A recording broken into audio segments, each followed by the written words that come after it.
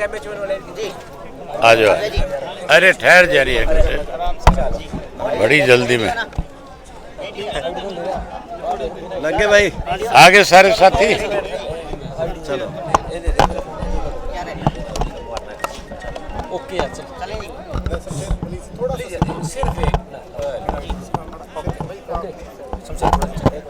Sir, Kurukshetra का चुनावी महावार शुरू हो चुका है, तो किस तरह देखते हैं और किससे टक्कर है मानते हैं?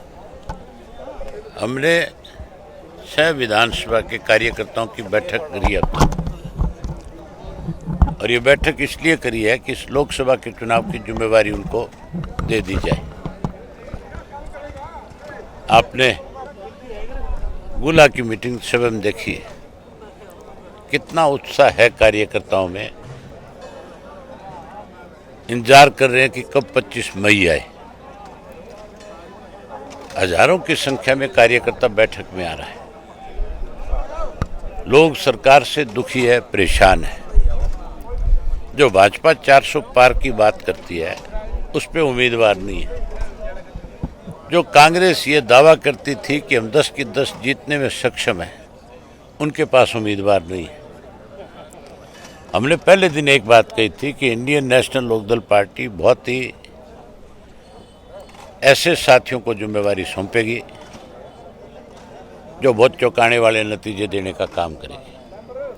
आप सब हम ये बताओ, आपने यहाँ कार्यकर्ताओं से मिले हो, आप कस्बे में भी लोगों से मिले हो, आप गांव में भी गए होंगे। लोग क्या कहते हैं चुनाव किसके बीच में होगा? चुनाव आप पार्टी और बीजेपी के बीच में रहेगा या चुनाव इंडियन नेशनल लोकदल पार्टी जीतेगी? अभय जी, आपके सामने जो मैं आपसे जो पूछ रहा हूँ, मुझे पहले आप उसका जवाब दो। तो सर, इसलिए मान रहे हैं एक जाट वोट भी अच्छा वोट बैंक है यहाँ पर। लोग आपने परिवर्तन बात जाट वोट की नहीं है। इंडियन नेशनल लोकदल पार्टी 36 जात की पार्टी है। इंडियन नेशनल लोकदल पार्टी के उम्मीदवार अनेक बार यहाँ से जीते हैं। यहाँ विधानसभा भी जीती हमने, लोकसभा भी जीती है। हमारा अपना कैडर है। जो हमें कमजोर आंक रहे थे, आज उनके पसीने आए हुए हैं। हर हालत में हमारा कार्यकर्ता इस चुनाव में जी जान लगाएगा और नतीजा जो है हमारे पक्ष में आएगा। इन दोनों की जमानत नहीं बचेगी, दोनों नहीं बच पाएंगे। सुशील गुप्ता ये बोलते हैं अभय चौटाला वोट काटने के लिए यहाँ पे आए हैं, उनका कोई जनाजा नहीं। उससे पूछो तू क्या टिंडे लेने आया यहाँ? मैं तो वोट काटने आया हूँ। तेरा यहाँ क्या काम है? तेरा यहाँ कौन सा रिश्ता है? तेरी कोई पहले से यहाँ जान पहचान है? अभय सिंह चौटाला तो यहाँ पे पिछले 30 साल से जो पार्टी ने जिम्मेवारी लगाई उसको निभाता रहा है। मैं तो यहाँ पहले भी लोकसभा का चुनाव लड़ चुका हूँ और उसके बाद मेरा बेटा यहाँ से लोकसभा का चुनाव लड़ चुका है। वो जो ये बकवास कर रहा है उससे ये पूछो जा करके भी तेरा यहाँ कौन सा ननिहाल है जो तू यहाँ आया चल के। तो सर, आपने परिवर्तन यात्रा की, हरियाणा के एक कोने से लेकर दूसरे कोने तक की, तो आपने लोगों की समस्याएं भी सुनी, तो क्या विजन रहेगा अब आपका? मेरे सामने लोगों ने जो बात रखी, हमने उसका तोड़ निकाला था और 25 सितंबर को चौधरी ओम प्रकाश चौटाला ने घोषणा करी थी खुल करके कि हमारा प्रदेश में राज बनने के बाद हम लोगों की ये सुविधाएं प्रदान करेंगे। नवीन जिंदल 10 साल बाद पार्टी चेंज करके आ गया। आप मानते हो ना 10 साल बाद आया है? जब आप ही ने कह दिया 10 साल बाद आया तो मेरे से क्यों पूछते हो बेचारे के बारे में? पूर्व सांसद ने इंडिया गठबंधन में समर्थन कर दिया, जो पूर्व सांसद थे यहाँ से सुरक्षित रहे बीजेपी के, और हुड्डा से उन्होंने बोला बातचीत के बाद उन्होंने समर्थन किया राजकुमार सैनी, उनको ले दिया जाए चाहिए। राजकुमार सैनी ने हरियाणा में आग लगाने में कोई कसर नहीं छोड़ी थी। इसका मतलब भूपेंद्र सिंह हुड्डा भी उसमें शामिल था।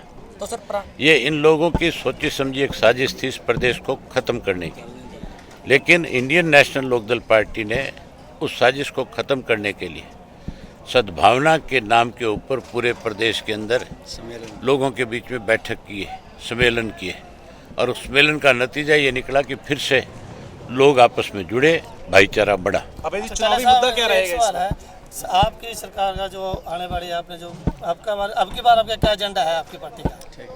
यहाँ तो एक ही एजेंडा है, किसान और लुटेरे और कमेरे की लड़ाई है आपके यहाँ कुरुक्षेत्र के। जनता पार्टी 10 सीटों पे चुनाव लड़ रही है। भाजपा ने और आप पार्टी ने दोनों ने लुटेरा भेजा है, इंडियन नेशनल लोकदल पार्टी ने कमेरों को भेजा। तो सर पुराने साथी आए हैं, कितनी मजबूती मिलेगी इन लोगों को?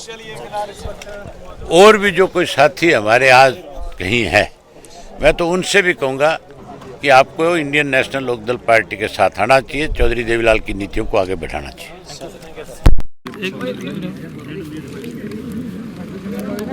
आप देख रहे हैं सब कुछ, ये तो हिंदी उठ रही है।